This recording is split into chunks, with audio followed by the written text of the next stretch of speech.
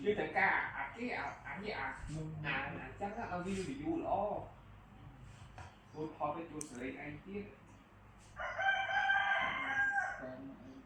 fan trên vô bắt vô các fan trên nằm ba cái tớ ngọt tại thuộc ra anh nhớ thuộc cổ bê đông á